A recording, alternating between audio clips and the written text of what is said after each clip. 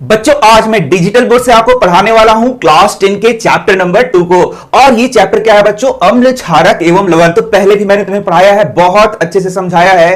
तो यहां भी हम लोग इसको और अच्छे चित्रों के माध्यम से इसको और अच्छे से पढ़ने वाले हैं ताकि तुम्हें एग्जाम में फुल मार्क्स आए। तो क्या बच्चों बता सकते हो कि अम्ल किसे कहते हैं, क्षारक किसे कहते हैं? कई बार मैंने तुम्हें पढ़ाया है।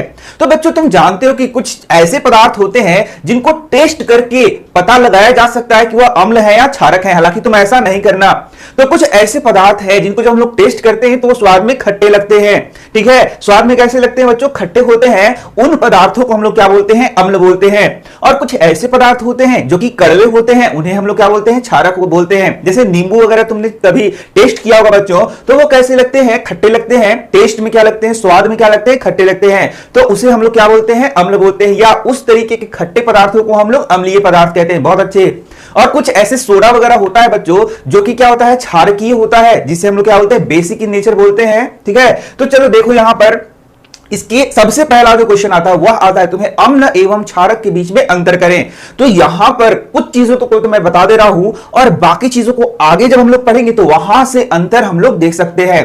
तो यहां देख सकते हो अम्ल और क्षारक में जो सबसे पहला अंतर है बच्चों वह यह है कि अम्ल जो है स्वाद में क्या होता है? खट्टा होता है, जबकि क्षारक क्या होता है? स्वाद में कड़वा होता है। ठीक है, चलो बच्चों की तरह ही एक चीज याद यहां पर कर लो जो कि आगे जब चैप्टर बढ़ेगा तो वहां पर मैं समझाऊंगा। यहां पर हम लोग सिर्फ इसका अंतर देख रहे हैं तो सिर्फ इसको याद भी कर सकते हो कि अम्ल को जब जलीय विलयन में जल में डाला जाता है तो अम्ल क्या होता है? टूटता है और हाइड्रोनियम आयन देता है। क्या देता है बच्चों? हाइड्रोनियम आयन देता है या H+ आयन देता है। सीधे लिख लो तुम, ये हो गया हाइड्रोजन और H3O+ होता है हाइड्रोनियम। तो तुम्हें तो कुछ समझ नहीं आ रहा होगा तो कोई दिक्कत नहीं है, सीधे सीधे समझ लो। अम्ल को जब पानी में डाला जाता है तो अम्ल से हाइड्रोजन आयन मिलता है। याद हो गया? हाइड्रोजन आयन मिलता है, OH- आयन मिलता है। कोई दिक्कत? तो दो अंतर तो ऐसे ही हो गया। तीसरा अंतर अभी तुरंत हम लोग पढ़ने वाले हैं, वहां से समझ लेना। उदाहरण में देख सकते हो HCl हो गया, H2SO4 हो गया, HNO3 हो गया। इसको हम लोग क्या बोलते हैं? अम्ल बोलते हैं। और NaOH हो गया, KOH हो गया, CaOH हो गया, इसको हम लोग क्या बोलते हैं? क्षारक बोलते हैं। तो क्लास 9th में तुमने इसके नाम को तो पढ़ा होगा बच्चों। यहां पर देखो जब साइंस हम लोग पढ़ते तो एक सीरीज होता है, यहां पर पहले की चीजें आनी चाहिए, उसके बाद नेक्स्ट स्टेप बढ़ते हैं। यदि तुमने पहले स्टेप को खा लिया है, तुम्हें लगता है कि मैं पहला स्टेप मैं नहीं पढ़ूंगा, एकदम सीधे टॉप स्टेप पढ़ूंगा, तो ऐसा नहीं होता है बच्चों। यदि 9वीं में तुमने इसके नाम को नहीं याद किया है तो 10वीं में देखो तुम फंस गए। यहां पर तुम्हें समझ नहीं आ रहा होगा कि NaOH का नाम क्या है। NaOH का नाम है सोडियम हाइड्रोक्साइड, KOH का नाम है पोटेशियम हाइड्रोक्साइड, CaOH के होल्टो का नाम है कैल्शियम हाइड्रोक्साइड, NH4OH का नाम है अमोनियम हाइड्रोक्साइड। समझ में आ रहा है बच्चों? तो ये कब पढ़ना था? क्लास 9th में पढ़ना था। यदि अभी तक नहीं आता है ये तो जाके पढ़ लो, क्यों बैठे हुए हो? ठीक है, चलो अब हम लोग देखते हैं। अब हम लोगों ने क्या देखा कि अम्ल और क्षारक, उसको जब टेस्ट करते हैं तो टेस्ट जो खट्टा लगता है उसको हम लोग बोलते हैं अम्ल, और जो कड़वा लगता है उसको क्या बोलते हैं? क्षारक। ये तो मैंने समझा दिया। लेकिन क्या हर एक चीज को जीभ लगा के ऐसे चाट सकते हो? क्या सभी चीजों को हम लोग चाट के जीभ से, पूरा जीभ से चाट के पता करेंगे क्या कि अम्ल है कि या क्षारक है? हो सकता है कुछ जहर हो जाए, चाट लिया मर भी जाए। समझ में आ रहा है क्या? इसका मतलब टेस्ट करके हर एक चीज को हम लोग टेस्ट नहीं करते चलते दुनिया में। कोई भी चीज दिखा, जीभ निकाला और चाट दिया, अरे ये अम्ल है या क्षारक है। ऐसा होता है क्या? ऐसा किया है तुमने कभी? नहीं किया है बच्चों। जो सिर्फ खाने वाली चीजें हैं उनको चाट के बताया जा सकता है कि ओ ये अम्ल है या क्षारक है। लेकिन जो चीजें खाने योग्य नहीं है उसको भी चाटते चले गए तो ऊपर भी चले जाएगा। ठीक है, वह व्यक्ति क्या होगा? ऊपर भी चला जाएगा। तो ऐसा चाटना वाला धंधा नहीं करना है। तो भाई आखिर कैसे पता करें कि कोई चीज अम्ल है या क्षारक है? कोई चीज तुम्हें दिया गया है, कोई पदार्थ तुम्हें दिया गया है, तो आखिर तुम कैसे पता करोगे कि अरे भाई ये अम्ल है या फिर क्षारक है? तो उसके लिए भी वैज्ञानिकों ने बुद्धि अपना उपयोग किया है। तो बच्चों यहां पर कुछ पदार्थों का हम लोग उपयोग करते हैं, कुछ पदार्थों का उपयोग करते हैं जिसे हम लोग बोलते हैं सूचक। और सूचक के द्वारा, इंग्लिश में इसको इंडिकेटर बोलते हैं या फिर एसिड बेस इंडिकेटर बोलते हैं। तो सूचक के द्वारा हम लोग पता करते हैं कि यह जो पदार्थ है वह एसिडिक है, यानी कि अम्लीय है या क्षारकीय है। तो बहुत सारे सूचकों को तुम्हें पता करना है, मतलब यहां पढ़ना है। तो सबसे पहला है सूचक किसे कहते हैं? यह भी एग्जाम में कभी कभी पूछा जाता है।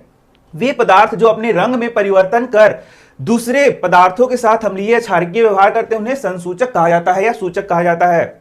या इस तरीके का परिभाषा नहीं चलेगा, जो मैं बता रहा हूं उस तरीके का परिभाषा तुम लिखना। वे पदार्थ जिसके द्वारा अम्ल एवं क्षारक की पहचान की जाती है कि वह अम्लीय पदार्थ है या क्षारकीय पदार्थ है। इस तरीके से मैंने समझा दिया, इसको नहीं लिखना, जो मैं बोल रहा हूं वो लिखना। वे पदार्थ जो जिसके द्वारा हम पता करते हैं कि कोई दूसरा पदार्थ अम्लीय है या क्षारकीय है, उसे हम लोग क्या बोलते हैं? सूचक बोलते हैं, या अम्ल क्षारक सूचक बोलते हैं, या एसिड बेस इंडिकेटर बोलते हैं। इस तरीके से तुम वहां पर लिख देना। समझ में आ गया? चलो, तो अब बच्चों ये जो सूचक होता है वो अलग अलग प्रकार का होता है, उसी के बारे में यहां पर हम लोग पढ़ेंगे। तो मुख्य रूप से जो तुमको यहां समझना है, सूचक दो प्रकार का होगा। एक होगा प्राकृतिक सूचक और एक होगा तुम्हारा कृत्रिम सूचक। ठीक है, दो प्रकार का सूचक हो गया, लेकिन इसके अलावा भी सूचक के बारे में तुम्हें समझना है, तो उसके बारे में भी मैं तुम्हें बताऊंगा। तो मुख्य रूप से दो सूचक है।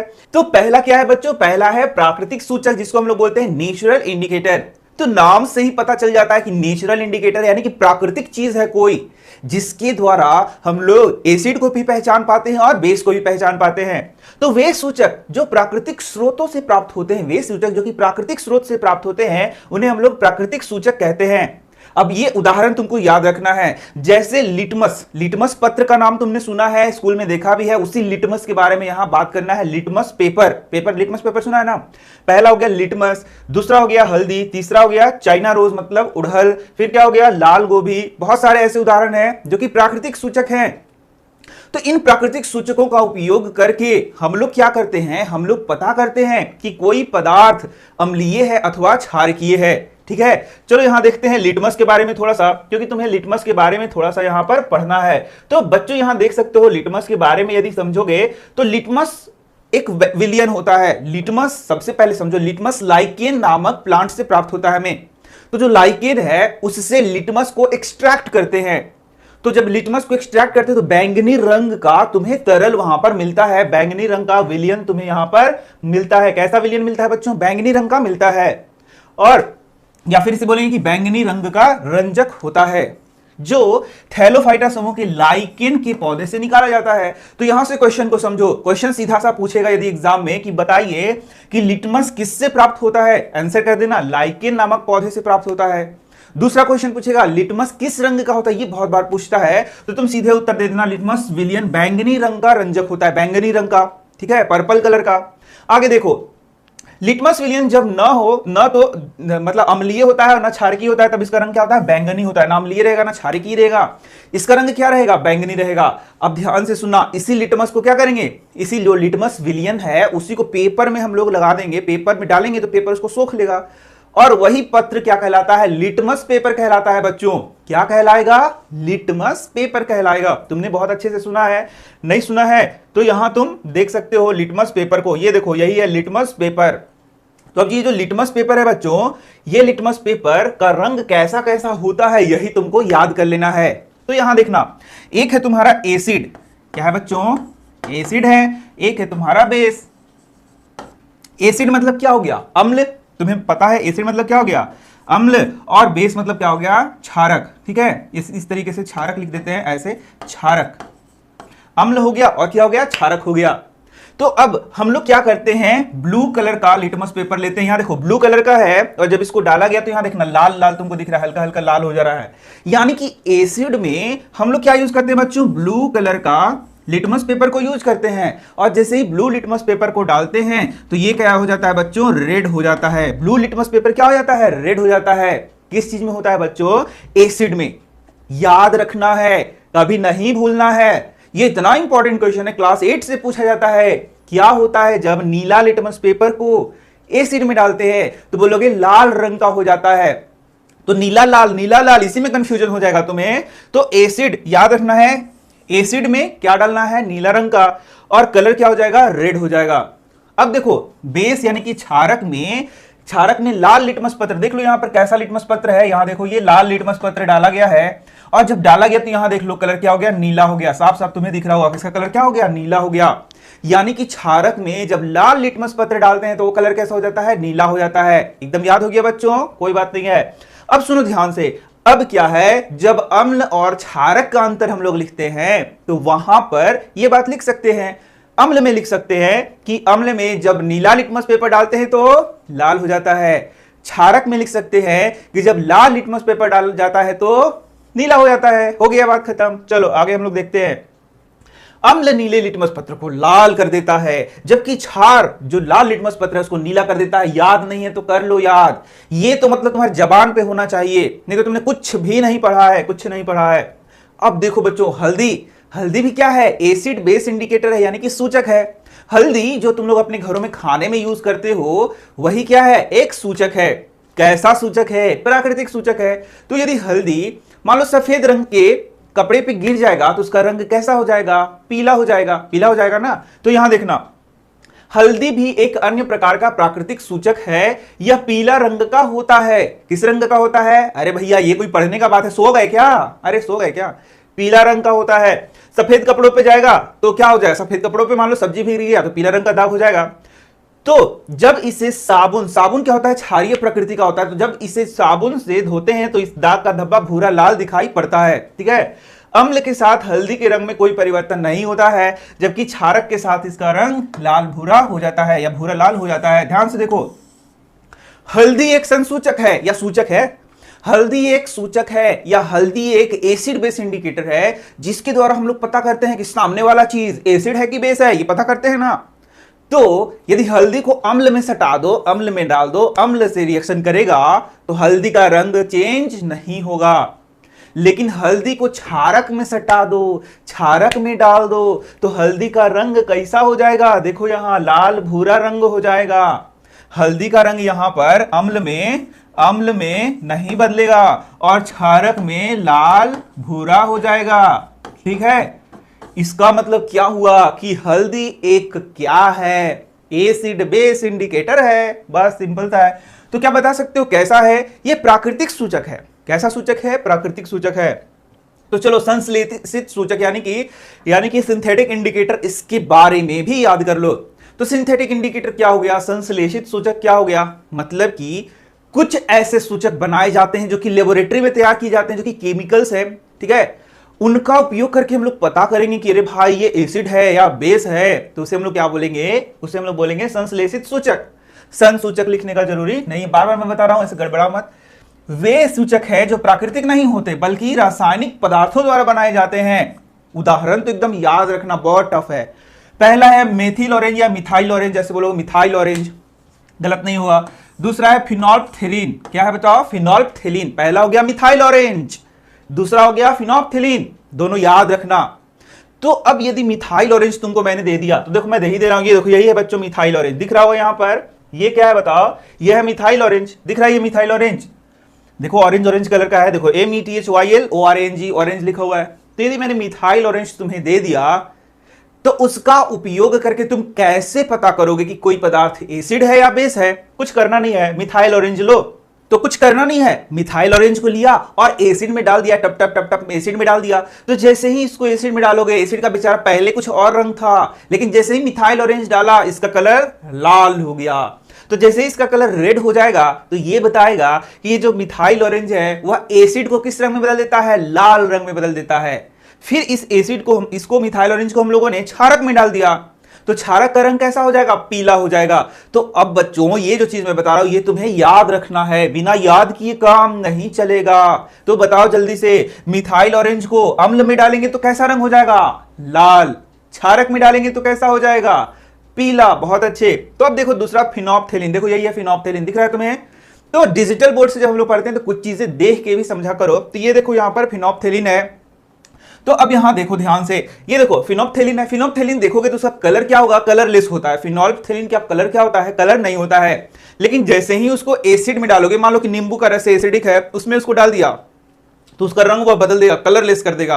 तो जैसे ही कलरलेस कोई पदार्थ हो जाएगा तो हम लोग पहचानेंगे ओ ये तो एसिड है क्या, क्योंकि ये कलरलेस हो गया है। और फिर से फिनोल्फ्थेलीन को डाल देंगे हम लोग बेस में, क्षारक में डाल देंगे तो वो पिंक कलर का हो जाएगा। देखो यहाँ पिंक कलर का हो रहा है, यानी कि गुलाबी रंग का परिवर्तन होने लगेगा। तो तुम आंख फाड़ना, देखना अरे ये तो गुलाबी रंग का हो गया, अरे यानी कि ये क्या है तुम्हारा? इसका मतलब है कि ये क्षारक है। और यदि ये कलरलेस हो गया तो बोलेंगे कि अरे ये क्या है? बोलो एसिड है, यानी कि अम्ल है। समझ में आ गया? ये तो मैंने बता दिया। ये क्या है? बोलो मिथाइल ऑरेंज है, इसका रंग लाल होता है। जब एसिड में डालोगे तो लाल बना देगा। मिथाइल ऑरेंज का कलर लाल होता है, ऑरेंज टाइप का होता है। जब एसिड में डालेंगे तो उसको लाल बना देगा, जब बेस में डालेंगे तो उसको पीला बना देगा, यानी क्षारक में डालने पे उसको क्या कर देगा? पीला बना देगा। समझ में आ रहा है कि नहीं आ रहा है? तो कमेंट करके बताओ ना कि समझ में आ रहा है या नहीं आ रहा है। थोड़ा थोड़ा वीडियो करके देखा करो, नहीं बुझाता है तो थोड़ा थोड़ा थोड़ा थोड़ा करके देखा करो। अब देखते हैं गंधीय संसूचक या गंधीय सूचक क्या है। तो बच्चों यहां देख सकते हो तुम, गंधीय सूचक हम लोग देखेंगे ऑल्फैक्टरी इंडिकेटर। ऑल्फैक्टरी इंडिकेटर जिसको गंध से पता किया जाए। तो कुछ ऐसे पदार्थ होते हैं बच्चों जिसको हम लोग कैसे पहचान पाते हैं? गंध से पहचान पाते हैं। नहीं समझे? यहां देखो, गंध से पहचान लोगे कोई भी पदार्थ को। कैसे? जैसे तुम्हारे किचन में कुछ पक रहा है, अरे आज लग रहा है कि ये सब्जी पक रहा है, ओहो आज लग रहा है कि ये सब्जी पक रहा है। गंध से पहचान पाते हो। तो क्या गंध से कई चीजों को पहचाना जा सकता है? यस, बहुत आसानी से पहचाना जा सकता है। यदि नींबू है तो उसको गंध से पहचान सकते हो। गुआवा है यानी कि तुम्हारा अमरूद है, पका हुआ अमरूद है तो उसको गंध से पहचान लोगे। बहुत सारी चीजों को हम लोग गंध से पहचान लेते हैं। तो बच्चों प्याज है, उसको भी पहचान सकते हो ना। लेकिन यहां पर प्याज का उपयोग हम लोग करेंगे या अदर इस तरीके का इंडिकेटर का यूज करेंगे और उसको क्या करेंगे, जाके एसिड में डाल देंगे, जाके बेस में डाल देंगे। और जैसे ही उसको एसिड में डालोगे ना, एसिड का जो गंध है वो एकदम चेंज हो जाएगा। और उसी चीज को यदि बेस में डालोगे तो उसका गंध थोड़ा और चेंज हो जाएगा। तो कोई एक ऐसा पदार्थ जिसको डालेंगे दोनों में, एसिड में भी डालेंगे बेस में भी डालेंगे, तो दोनों का अलग अलग गंध होगा। और जैसे ही गंध सूंघेंगे ना और पहचान जाएंगे, अरे ये तो एसिड लग रहा है, अरे ये तो बेस लग रहा है। तो वहां पर हम लोग सूंघ के यानी कि गंध से पता करते हैं कि वह एसिड है या बेस है, अम्ल है या क्षारक है। तो उस प्रकार के इंडिकेटर को हम लोग क्या बोलते हैं बच्चों? उसे हम लोग बोलते हैं ऑल्फैक्टरी इंडिकेटर यानी कि गंधीय सूचक बोलते हैं। ठीक है, जैसे कि क्या हो गया, वेनिला हो गया, प्याज हो गया, लौंग हो गया, ये याद रखो, ये उदाहरण है जिसे हम लोग क्या बोलते हैं, गंधीय सूचक बोलते हैं। इसके बाद बच्चों यहां आगे यदि चैप्टर में बढ़ते हैं तो हम लोगों को पढ़ना होता है सार्वत्रिक सूचक। तो सार्वत्रिक सूचक तुमने देखा होगा, तुम्हारे विद्यालय में तुम्हें दिखाया गया होगा। तो सार्वत्रिक सूचक ये देखो, ऐसा स्ट्रिप तुम्हें दिया गया होगा, ऐसा स्ट्रिप ये होता है सार्वत्रिक सूचक। अब इसको हम लोग क्या कहते हैं बच्चों? इसको हम लोग अलग अलग चीजों में डुबाते हैं। जैसे कि मान लो कि हम लोग इसको नींबू में डुबाएंगे या फिर नींबू में डालेंगे, नींबू को टेस्ट करेंगे, दही में डालेंगे, साबुन पर लगाएंगे। तो जैसे ही इसको लगाओगे इसका कलर बच्चों चेंज हो जाएगा। तो कलर चेंज होगा तो यहां देख सकते हो कलर के लिए यहां पर दिया हुआ है। तो तुम कलर चेंज हुआ तो उसको ऐसे दिखाओ कि कहां पर कलर चेंज हुआ है। ठीक है, तो जब इसको ऐसे दिखाओगे तो तुम्हें पता चलेगा कि यहां जो इसका कलर है वह क्या आया है। इस प्रकार से हम लोग पता करते हैं वह कितना अम्लीय है और कितना क्षारकीय है। तो इस प्रकार के सूचक को क्या बोलते हैं? बोलो, उसे हम लोग बोलते हैं सार्वत्रिक सूचक। तो जब हम लोग लास्ट चैप्टर में बढ़ेंगे तो उसमें एक बार और मैं इसको तुम्हें डिटेल में थोड़ा सा बता दूंगा। समझ में आ रहा है? तो देखो यहां सार्वत्रिक सूचक में अलग अलग पदार्थों को टेस्ट करेंगे तो अलग अलग रंग उसका बदल जाएगा। किसी का रंग क्या हो जाएगा, किसी का रंग देखो एकदम इस तरीके से डार्क हो जाएगा, किसी का रंग एकदम डार्क इधर रेड हो जाएगा। ठीक है, और यहां पर इसका कलर एज इट इज रहेगा, ज्यादा चेंज नहीं होगा। और फिर ये कलर चेंज होगा, वो तुम्हें दिया जाएगा एक, जैसे कि फेयर एंड लवली लगाते हो तो उसमें ऐसे मीटर लगाते हो कि अरे मैं कितना गोरा हुआ। आजकल तो लड़के लोग भी यूज कर रहे हैं और पूरा मीटर से इसे मिलाएंगे कि कितना गोरा है, कितना गोरा है, पता चलता है। तो उसी तरीके से यहां भी क्या है, यहां भी एक मीटर दिया जाता है। समझ में आ गया? तो ये था बच्चों अम्ल और क्षारक के बारे में जानकारी। और इसके बाद अम्ल और क्षारक में अंतर भी उस तरीके से तुम बहुत अच्छे से कर सकते हो। तो बच्चों अब आ गया हम लोग का रिएक्शन वाला पार्ट कि अब अम्ल धातु कैसे कैसे अभिक्रिया करता है, या अम्ल जो है सो क्षारक से कैसे अभिक्रिया करता है, अम्ल अन्य पदार्थों से कैसे अभिक्रिया करता है, क्षारक कैसे अलग अलग पदार्थों से अभिक्रिया करता है। इसी को पूरा डिटेल में पढ़ना भी होता है। सिर्फ पढ़ने से तो काम चलता नहीं है, यहां पर इसको हम लोगों को क्या करना पड़ता है, याद करना पड़ता है। ठीक है, मैं बताते जा रहा हूं और तुम उसको याद करते जाओ। तो अब हम देखेंगे धातु की अम्ल के साथ अभिक्रिया, यानी कि अम्ल जो है उसमें यदि धातु को डाला जाएगा तो कैसे अभिक्रिया करेगा, क्या होगा। तो बच्चों यहां से चीजों को तुम्हें याद करना होगा, ये सिर्फ समझना नहीं है, तुम खुद ही समझ सकते हो। इसको जो भी पढ़ा जा रहा है उसको क्या करना है, याद करना। याद करने के इसको बार बार लिखो, बार बार उसको रिवाइज करो तो याद हो जाएगा। तो यहां देख सकते हो जब अम्ल धातु से अभिक्रिया करता है, तो धातु का मतलब नहीं समझ रहे हो क्या? धातु मतलब लोहा, चांदी, सोना, ये सब क्या हो गया, धातु हो गया। ठीक इसी तरीके से कॉपर भी क्या हो गया, धातु हो गया। तो जब अम्ल धातु से अभिक्रिया करता है तो धातु की लवण और हाइड्रोजन गैस प्रदान करता है। तो क्या सभी अम्ल सभी धातुओं से अभिक्रिया करेगा, इसमें भी थोड़ा सा संशय है, लेकिन तुम्हें एक ओवरऑल यहां पर याद करना है। तो यहां देख सकते हो जब अम्ल धातु से अभिक्रिया करेगा बच्चों, जब अम्ल किससे अभिक्रिया करेगा, धातु से अभिक्रिया करेगा, तो लवण बनाएगा और हाइड्रोजन गैस निकलेगा। बस सिंपल सा यही याद रखना है। तो मोटा मोटी एक और क्वेश्चन पूछेगा, क्या होता है जब अम्ल धातु से अभिक्रिया करता है, तो तुम्हें उत्तर देना होगा वहां पर हाइड्रोजन गैस निकलता है। क्या निकलता है, हाइड्रोजन गैस निकलता है, यह भी तुम्हें वहां पर बताना पड़ेगा। तो यही सब मिला जुला के सारी बातें होती है बच्चों, जिसको तुम लोगों को पढ़ना होता है और समझना होता है। तो अब एक उदाहरण देखो, जिंक क्या है बच्चों, एक धातु है और इसका हाइड्रोक्लोरिक अम्ल यानी कि HCl नामक अम्ल से इसका क्या कराएंगे, अभिक्रिया कराएंगे। तो यहां पर मैं बता दूं बच्चों, HCl क्या है, हाइड्रोक्लोरिक अम्ल। H2SO4 क्या है, हाइड्रोजन सल्फेट अम्ल यानी कि सल्फ्यूरिक अम्ल बोलते हैं। HNO3 क्या है, उसको हम बोलते हैं नाइट्रिक अम्ल। तो ये कुछ बच्चों अम्ल हैं यहां पर। तो यहां पर कौन सा अम्ल यूज किया गया है, हाइड्रोक्लोरिक अम्ल का उपयोग किया गया है। तो जब जिंक का रिएक्शन हाइड्रोक्लोरिक अम्ल से कराते हैं तो देख सकते हो यहां पर क्या बन रहा है, यहां पर एक क्या बन रहा है बच्चों, यहां पर देख सकते हो लवण का निर्माण हो रहा है और हाइड्रोजन गैस निकल रहा है। ये क्या निकल रहा है, हाइड्रोजन गैस निकल रहा है। तो ये हो गया जिंक क्लोराइड, क्या हो गया बच्चों, जिंक क्लोराइड। और यहां पर क्या निकल रहा है बच्चों, हाइड्रोजन गैस निकल रहा है। कोई दिक्कत? तो ये एक उदाहरण हो गया जिसको तुम याद रख सकते हो। क्या होता है जब जिंक का अभिक्रिया हाइड्रोजन क्लोराइड से कराते हैं तो क्या निकलता है, हाइड्रोजन गैस निकलता है। समझ में आ गया? ठीक इसी तरीके से देख सकते हो सोडियम भी क्या है, सोडियम एक धातु है जिसका अभिक्रिया हाइड्रोक्लोरिक अम्ल से कराएंगे। तो यहां देख सकते हो यहां पर क्या बना, एक लवण बना और यहां हाइड्रोजन गैस निकलता है। तो इस बात को तुमको क्या करना है, याद कर लेना है। ठीक है, यहां देखो यहां पर जो उदाहरण है कि क्या होता है जब अम्ल जो जेडन नामक धातु है उसका अभिक्रिया सल्फ्यूरिक अम्ल से कराते हैं। तो उत्तर देना कि ZnSO4 यानी कि जिंक सल्फेट बनता है और साथ में हाइड्रोजन गैस यहां पर क्या होता है, मुक्त होता है। तो ये हो गया तुम्हारा जिंक सल्फेट। ठीक है, और ये हो गया तुम्हारा जिंक। ये क्या हो गया बच्चों, जिंक। तो देख सकते हो यहां पर तुम, यहां पर सल्फ्यूरिक अम्ल है, H2SO4 क्या है बच्चों, सल्फ्यूरिक अम्ल है। और इसमें क्या डाल दिया गया है, जिंक, दानेदार जिंक के टुकड़े डाल दिए गए हैं। तो जिंक क्या हुआ, धातु हो गया। H2SO4 क्या हो गया, अम्ल हो गया। धातु का किससे अभिक्रिया हो गया, अम्ल से अभिक्रिया हो गया। तो क्या बना, तो यहां देखो हाइड्रोजन गैस निकल रहा है और इस हाइड्रोजन गैस को यहां पर हम लोग प्राप्त करते हैं। तो यहां पर अब देखो कि हाइड्रोजन गैस ही है, दूसरा गैस नहीं। इसको कैसे पता करते हैं, तो यहां देखोगे जैसे ही यहां पर मोमबत्ती को लाया जाता है तो ये क्या करेगा, फट फट की ध्वनि उत्पन्न करेगा। तो जब ये फट फट की ध्वनि उत्पन्न करता है तो ये प्रमाण है, यहां पर क्या निकल रहा है, हाइड्रोजन गैस निकल रहा है। इस तरीके से बच्चों इसको तुम याद रख सकते हो, बहुत ही इंपॉर्टेंट चीज है। अब चलो हम लोग आगे बढ़ते हैं यहां पर। तो अब देखते हैं कि धातु का जो अम्ल है उसका अन्य पदार्थों से कैसे अभिक्रिया होता है। तो जो अम्ल का अभिक्रिया है अब हम लोगों को कराना है धातु के कार्बोनेट और धातु के हाइड्रोजन कार्बोनेट। तो धातु का कार्बोनेट क्या हो गया, जैसे कि देखो कैल्शियम हो गया धातु और CO3 हो गया कार्बोनेट। तो CaCO3 क्या हो गया, धातु का कार्बोनेट हो गया।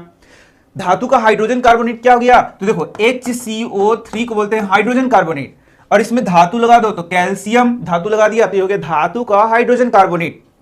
तो देखो यहां पर ये सारी चीजें सीखनी होती हैं। क्लास 9th में यदि तुमने इसको सीखा होगा तो आज तुम एकदम मजे में हो गया, और नहीं सीखा होगा तो तुम्हारा दिमाग यहां चकरा गया होगा, कह रहे ये क्या हो रहा है, कार्बोनेट क्या होता है, हाइड्रोजन कार्बोनेट क्या होता है। कुछ पढ़ना नहीं था, अभी टेंशन नहीं लेना था, तुम्हें क्लास 9th में इसको याद करना था। नहीं याद किया तो अभी भी जाके याद कर लो कि हाइड्रोजन कार्बोनेट क्या हो गया, HCO3, कार्बोनेट क्या हो गया, CO3। तो हो गया धातु का हाइड्रोजन कार्बोनेट और धातु का कार्बोनेट। अब इसका अभिक्रिया अम्ल से करा देना है, सिंपल सा, इसका अभिक्रिया अम्ल से करा देना है, फिर देखना है कि क्या क्या होता है। इसी तरीके से सोडियम का ये क्या हो गया, कार्बोनेट हो गया। सोडियम का ये क्या हो गया, NaHCO3 क्या हो गया, सोडियम Na2 होगा, Na2CO3 हो गया सोडियम का कार्बोनेट। ये हो गया सोडियम का बाइकार्बोनेट या सोडियम का हाइड्रोजन कार्बोनेट। समझ में आ रहा है? तो ये सोडियम हो गया धातु, ये हो गया हाइड्रोजन कार्बोनेट। ठीक तरीके से सोडियम हो गया धातु, ये क्या हो गया, कार्बोनेट। कोई दिक्कत? चलो अब आगे देखते हैं। तो चूना पत्थर, चौक और संगमरमर कैल्शियम कार्बोनेट के विभिन्न रूप हैं। तो यहां पर हम लोग बात करेंगे यदि कैल्शियम कार्बोनेट की, बच्चों किसकी बात करेंगे, यदि हम लोग कैल्शियम कार्बोनेट की बात करेंगे, CaCO3 की बात करेंगे। तो चूना पत्थर, चौक और संगमरमर CaCO3 के विभिन्न रूप हैं। सभी धातु कार्बोनेट और हाइड्रोजन कार्बोनेट, ये धातु कार्बोनेट हो गया ना, इतना समझ गए। अब देखना, अब जो सभी धातु के कार्बोनेट हैं और हाइड्रोजन कार्बोनेट हैं अम्ल के साथ अभिक्रिया कर लवण, कार्बन डाइऑक्साइड और जल का निर्माण करते हैं। ज्यादा कुछ समझना नहीं है, एकदम सीधा सीधा समझ लो, काम का बात याद कर लो। धातु का कार्बोनेट किससे अभिक्रिया करेगा, अम्ल से अभिक्रिया करेगा। क्या बनाएगा, लवण बनाएगा, और क्या बनाएगा, कार्बन डाइऑक्साइड बनाएगा, और क्या बनाएगा, जल बनाएगा। याद कर लो, हो गया काम खत्म, एकदम खत्म। धातु का कार्बोनेट किससे अभिक्रिया करेगा, अम्ल से। क्या बनाएगा, लवण, कार्बन डाइऑक्साइड, जल, एकदम फिनिश, कोई टेंशन नहीं लेना है, इसको याद कर लेना है। चलो उदाहरण देख लो, कैल्शियम कार्बोनेट है, देख लो क्या है तुम्हारा कैल्शियम कार्बोनेट। यहां देखना कैल्शियम कार्बोनेट क्या है, बताओ जल्दी बताओ। धातु का कार्बोनेट है, किससे अभिक्रिया किया, HCl नामक अम्ल से। HCl मतलब हाइड्रोक्लोरिक अम्ल से अभिक्रिया किया, कर दिया। क्या क्या बनाएगा जल्दी बताओ, एक लवण बनाएगा, तो CaCl2 नामक लवण बनाया।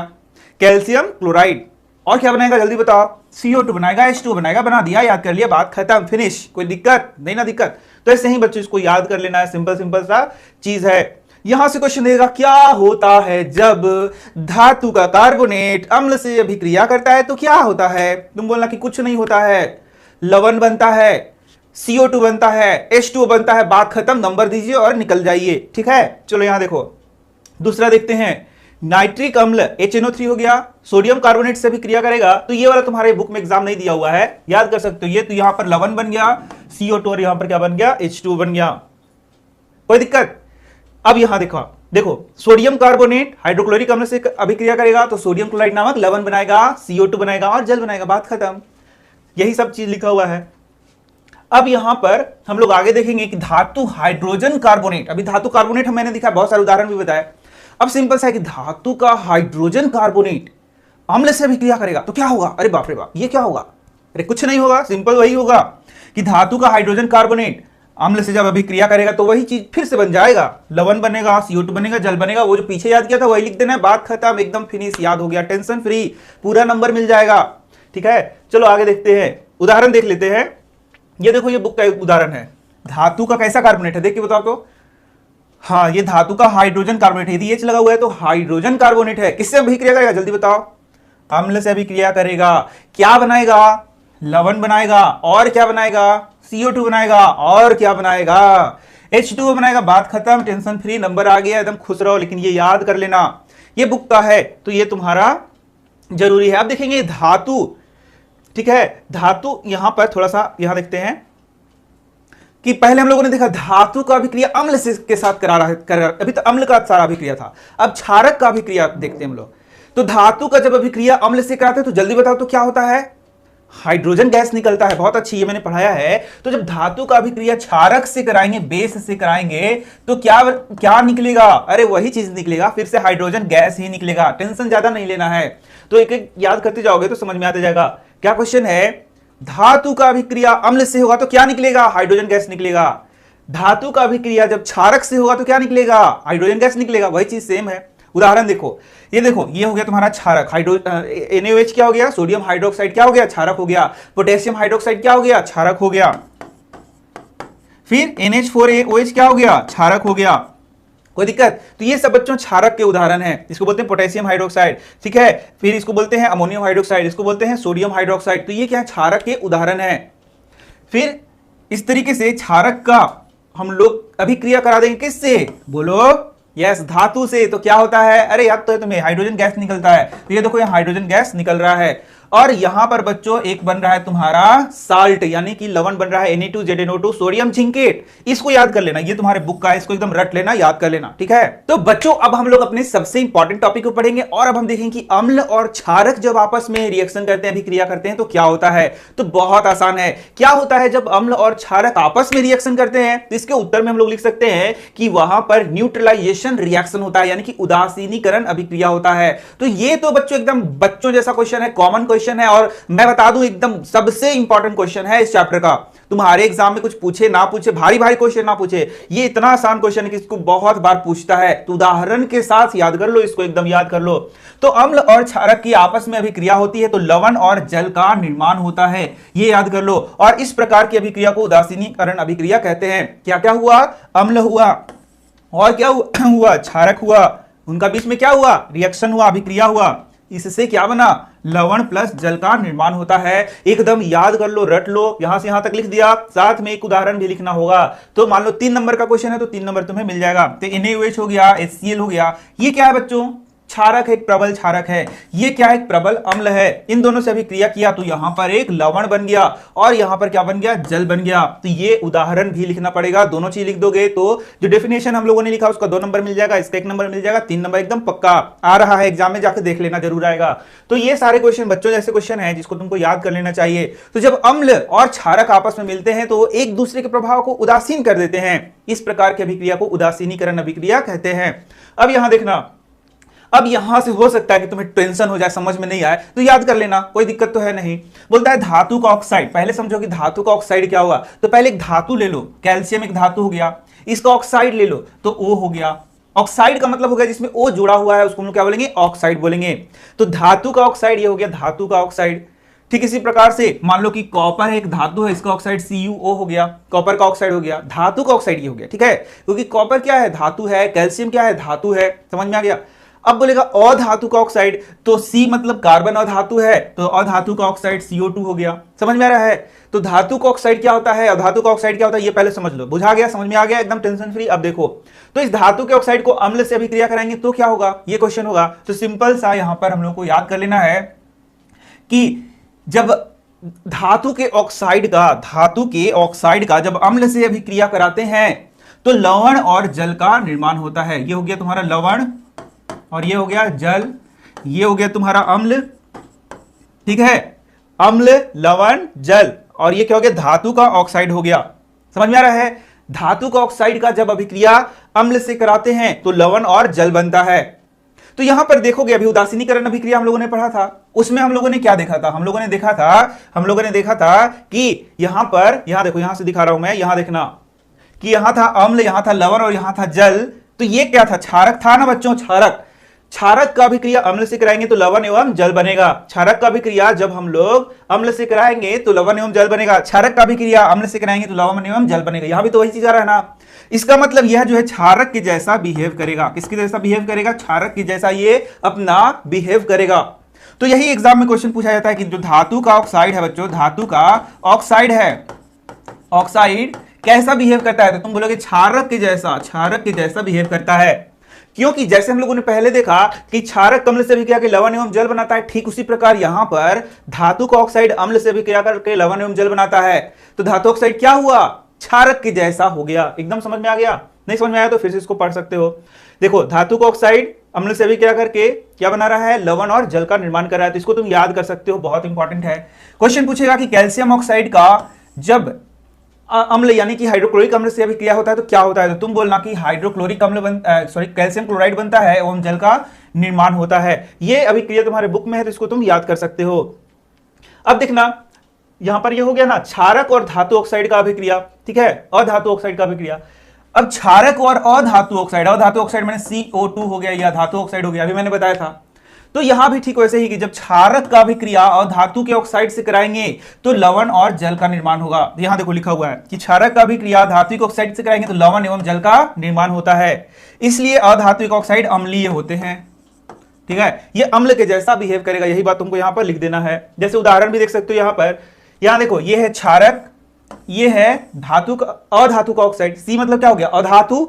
तो ये अधातु का ऑक्साइड है, क्षारक से भी क्रिया कर रहा है तो क्या बन गया, देखो यहां लवण और जल बन गया। तो ये कैसा है, अम्लीय है, अम्ल के जैसा बिहेव कर रहा है। ठीक है, इस तरीके से यहां पर चीजों को तुम याद कर सकते हो। तो देखा कितना आसान था बच्चों इसको याद करने ना। इस सारे चीजों को एकदम रिपीट करो, बार बार लिखो तो याद हो जाएगा। तो इसको याद रखना एग्जाम में, ये सिर्फ पढ़ने का चीज नहीं बल्कि इसको याद करने का चीज है ये। ठीक है, चलो अब हम लोग लवण के बारे में पढ़ते हैं। तो मैंने क्या बताया था तुम्हें, मैंने बताया था कि अम्ल और क्षारक जब आपस में मिलते हैं तो लवण और जल का निर्माण करते हैं। तो क्या तुम बता सकते हो लवण कैसे बनता है, बताओ। अम्ल और क्षारक के उदासीनीकरण अभिक्रिया के द्वारा लवण का निर्माण हो रहा है। तो लवण अम्ल एवं क्षारक के उदासीनीकरण अभिक्रिया के कारण बन रहा है। तो लवण बन रहा है किसके कारण, अम्ल और क्षार दोनों मिल रहे हैं और लवण का निर्माण हो रहा है। तो अब हम लोगों को देखना कि ये जो लवण है वो कितने प्रकार के होंगे। तो 3 प्रकार के लवण तुमको पढ़ना है। पहला हो गया तुम्हारा उदासीन लवण, दूसरा हो गया क्षारकीय लवण और तीसरा क्या हो गया, अम्लीय लवण। तो उदासीन लवण सबसे पहले समझो, उदासीन लवण किसे कहेंगे। तो उदासीन लवण वैसा लवण हो गया बच्चों जिसमें जो अम्ल है वह भी प्रबल होगा और जो क्षार है वह भी प्रबल होगा, और दोनों प्रबल अम्ल और प्रबल क्षार मिलेंगे तो एक दूसरे के प्रभाव को उदासीन कर देंगे, एक दूसरे के प्रभाव को उदासीन कर देंगे। और इस तरीके से जो लवण बनेगा उसे हम लोग क्या बोलेंगे, उदासीन लवण बोलेंगे। ठीक है, जैसे कि तुम समझो इस बात को हम लोग आम जीवन के एक उदाहरण से समझते हैं। जैसे मान लो तुम्हें अचानक कहीं 1 लाख का लॉटरी लग गया और कहीं 1 लाख तुम्हारा नुकसान हो गया। 1 लाख का लॉटरी लग गया अचानक, बिना कोई ये रीजन से लग गया लॉटरी, तो तुम बहुत खुश हो गए। और ऐसे ही उसी समय 1 लाख तुम्हारा डूब भी गया। तो तुमने सोचा कि अरे चलो यार 1 लाख मिला तो 1 लाख नुकसान हुआ, तो वो दोनों उदासीन हो गया। तुम जैसे थे वैसे ही रह गए, ना तुम खुश ही हुए ना तुम दुखी ही हुए, तुम बराबर हो गए। चलो 1 लाख मिला और 1 लाख गया, यानी कि वह उदासीन हो गया। वह परिस्थिति क्या हो गया, उदासीन हो गया। ठीक यहां भी वैसे ही समझना है बच्चों, जब प्रबल अम्ल और प्रबल क्षारक आपस में मिल रहे हैं तो दोनों का प्रभाव बराबर हो रहा है और इस तरीके से जो लवण बन रहा है उसका हम लोग क्या बोलेंगे, उदासीन लवण बोलेंगे। बहुत आसान था ना। अब चलो अब दूसरा उदाहरण देखो। दूसरा उदाहरण क्या हो गया कि 1,00,000 रुपया का फायदा हुआ और 10 रुपया का नुकसान हुआ। तो जो फायदा हुआ वो ज्यादा प्रबल हुआ, यानी कि तुम ज्यादा खुश हो गए। समझ में आ रहा है कि 1,00,000 का तुम्हें फायदा हो रहा है, 10 रुपया का नुकसान हो रहा है या 2,000 का नुकसान हो रहा है, तो तुम बड़ा खुश होकर कह रहे हो वाह मजा आ गया। समझ में आ रहा है, यानी यहां पर किसका प्रभाव हुआ, यहां पर खुशी का प्रभाव हो गया। किस पर प्रभाव हुआ, दुखी पे प्रभाव हो गया, यानी कि दुख को दबा दिया। दुख को कौन दबा दिया, खुशी दबा दिया, यानी कि वह खुश हो गए तुम वहां पर।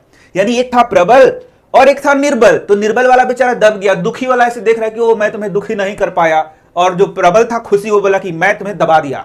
समझ में आ गया। तो अब यहां दूसरे प्रकार के लवण को इसी तरीके से समझो, यदि यहां पर प्रबल अम्ल होगा और दुर्बल क्षारक होगा तो क्षारक का प्रभाव कम हो जाएगा, बेचारा दब जाएगा, और अम्ल का प्रभाव क्या होगा, अम्ल इसको दबा देगा और ये क्या हो जाएगा, बेचारा दब जाएगा। ठीक है, तो ये क्षारक दब जाएगा और अम्ल उसको दबाएगा। तो इस प्रकार का जो लवण बनेगा उस पर किसका प्रभाव है, अम्ल का प्रभाव है, अम्ल का प्रभाव है। इस तरीके से यह जो लवण बना इसको हम लोग बोलते हैं अम्लीय लवण बोलते हैं। तो वैसा लवण जिसमें प्रबल अम्ल और दुर्बल क्षारक रहेगा, तो कौन पावरफुल हो गया, पावरफुल हो गया तुम्हारा प्रबल अम्ल, और प्रबल अम्ल पावरफुल हो गया तो इसको दबा देगा और क्या बन जाएगा, अम्लीय लवण। उस प्रकार का लवण जो है वह कैसा होगा, अम्लीय लवण। ठीक इस तरह के तरीके से इसका उल्टा कर दो तो क्षारकीय लवण क्या हो जाएगा, जब तुम्हारा क्षारक प्रबल होगा, देखो ये प्रबल क्षारक है और यहां पर ये जो अम्ल है वह क्या है, दुर्बल अम्ल है। एसिटिक अम्ल का नाम सुना होगा, तो ये कैसा अम्ल है, दुर्बल अम्ल है। तो बेचारा अम्ल है, दुर्बल है, और क्षारक एकदम प्रबल है, तो क्षारक का प्रभाव अम्ल पे पड़ गया और लवण जो बना वह क्षारकीय लवण कहलाएगा। समझ में आ गया, वह लवण कैसे कहलाएगा, क्षारकीय लवण। तो यहां पर देख सकते हो यह जो अम्ल है ये हो गया तुम्हारा CH3COONA, ONA नहीं OH है। ठीक है, इस तरीके से इसका ये फॉर्मूला है, इस तरीके से इसको दिखाते हैं। तो ये चैप्टर 4 में भी तुम पढ़ोगे। समझ में आ रहा है। तो अम्ल कितने प्रकार का हो गया, 3 प्रकार का। एक हो गया न्यूट्रलाइज्ड यानी कि उदासीन लवण, एक हो गया अम्लीय लवण, और एक क्या हो गया, क्षारकीय लवण। तो इसे तुम यहां पर देख सकते हो। अब देखो तनुकरण, डाइल्यूशन हम लोग देखते हैं। तो डाइल्यूशन का मतलब ये हुआ बच्चों कि जो अम्ल है या क्षारक है वह कंसंट्रेटेड होता है, 100% जब होता है उसको क्या बोलते हैं, कंसंट्रेटेड बोलते हैं। तो उसका जब हम लोग उपयोग करते हैं तो बहुत बार उसमें हम लोग जल को मिलाते हैं, पानी को मिलाते हैं और उसको तनुकृत कहते हैं। समझ गए, क्या कहते हैं उसको, तनुकृत कहते हैं। मतलब जब उसमें पानी वगैरह मिलाएंगे और उसको पतला कर देंगे तो उसको हम लोग क्या बोलते हैं, तनुकृत कहते हैं। और यहाँ एक बात खास ध्यान रखते हैं, जैसे देखो यहाँ पर हम लोग H2SO4 रख दिए, यहाँ पर H2SO4 रख देंगे और यहाँ पर अब पानी मिलाना है तो यहाँ से पानी डालना शुरू करेंगे। ठीक है, तो क्या होगा बच्चों, यहां पर अम्ल है, यहां पर क्या है, बहुत सारा अम्ल है 100%, और यहां पानी उसमें डालेंगे तो ये बहुत स्प्लैश कर सकता है और तुम जल भी सकते हो। तो ये तरीका बिल्कुल भी हमें नहीं करना चाहिए। यानी अम्ल में यदि पानी को मिलाना है तो वह भी सावधानी पूर्वक करना है। तो कैसे मिलाना है, तो पहले पानी को रख लीजिए, इसमें क्या रख लीजिए, पानी को, और उसमें थोड़ा थोड़ा अम्ल को क्या करेंगे हम लोग मिलाएंगे और इसको घुमाते जाएंगे। तो ये सही तरीका है अम्ल को तनुकृत करने का। क्या करने का, तनुकृत मतलब उसको डाइल्यूट करना, यानी कि उसको पतला करने का। समझ में आ गया। अब चलो अब हम लोग आगे देखते हैं बच्चों। तो आगे हम लोग को समझना है पीएच स्केल। ठीक है, तो पीएच स्केल समझने के लिए यहां देख सकते हो कि यहां पर स्केल को मैंने दिखाया है।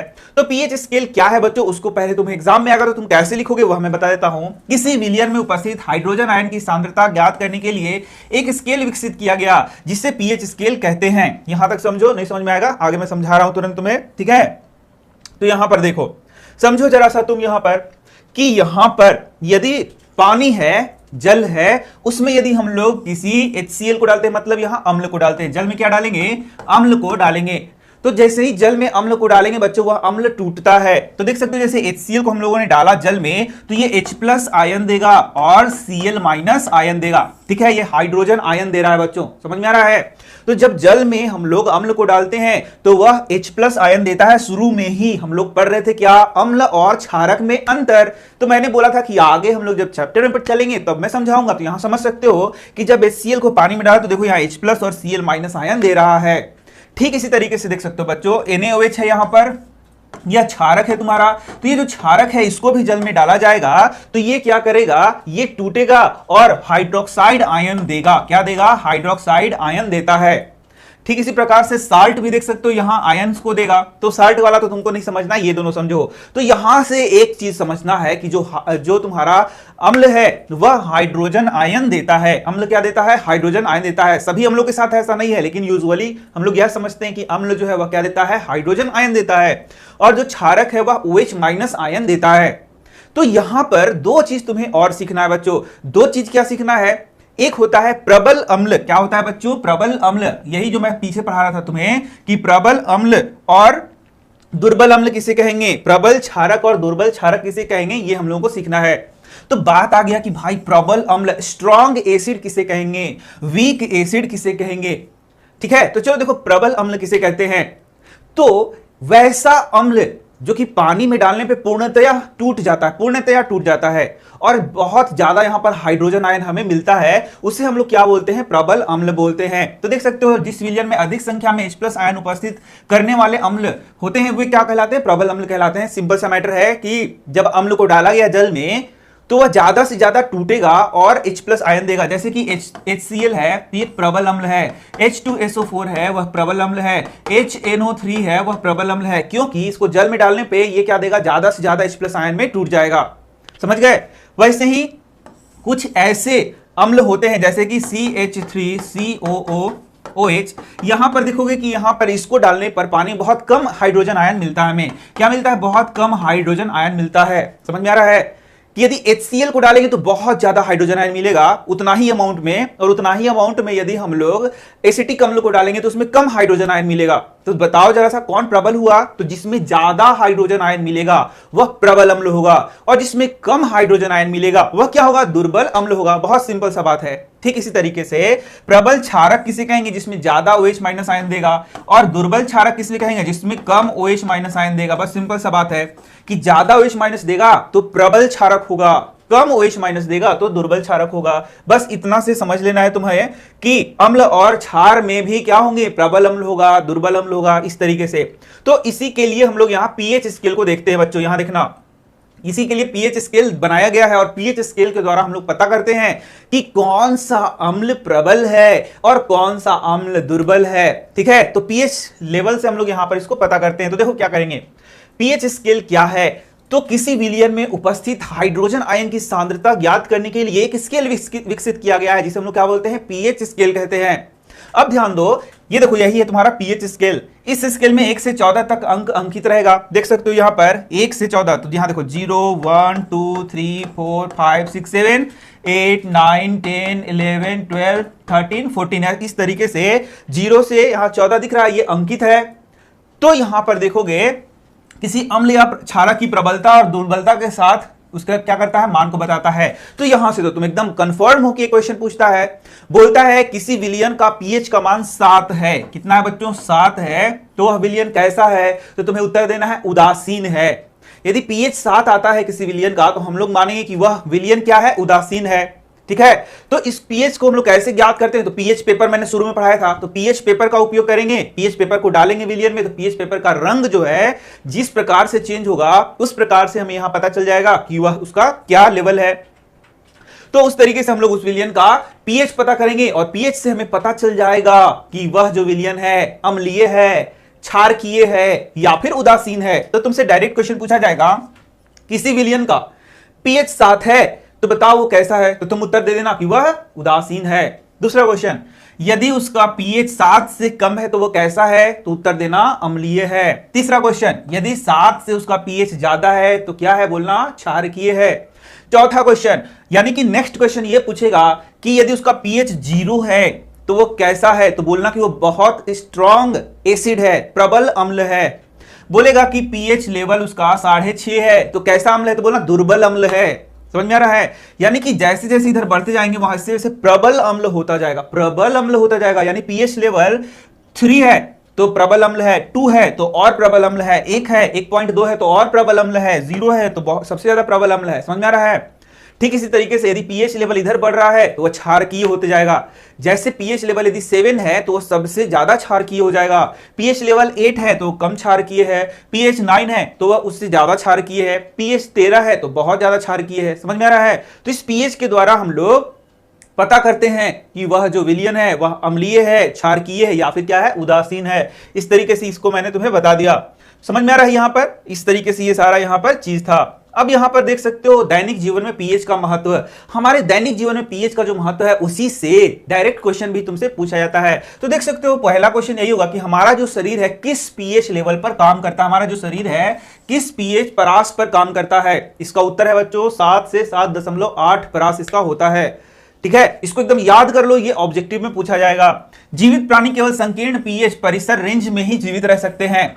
जैसे कि देख सकते हो जो वर्षा का जल है उसका पीएच क्या है, 5.6 से यदि कम होता है तो बोलेंगे अम्लीय वर्षा है। याद करो 7 से कम होगा तो अम्लीय होता है ना।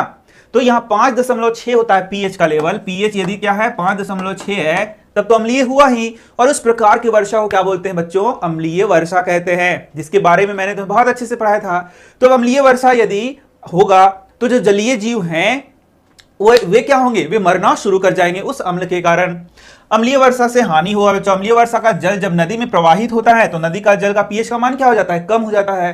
क्योंकि अम्ल का जो पीएच का मान है कम होगा क्या बढ़ेगा, घट जाएगा, सिंपल सा बात है। ऐसे नदी में जलीय जीवधारियों की उत्तरजीविता कठिन हो जाती है, मतलब वो जीवित नहीं रहेंगे, ऊपर चले जाएंगे। अब देखना मिट्टी की अम्लीयता, कई बार किन्हीं कारणों से अथवा अम्लीय वर्षा के कारण पीएच वैल्यू मिट्टी का क्या होता है, अलग अलग हो सकता है। यानी कि वह अम्लीय हो सकता है या कभी कभी क्षारकीय भी हो सकता है। तो कभी कभी इसका मान कम हो जाएगा पीएच का, तो बताओ ये अम्लीय हुआ कि क्षारकीय हुआ। वह जो भूमि हुआ वह अम्लीय हुआ कि क्षारकीय हुआ, अम्लीय हो गया।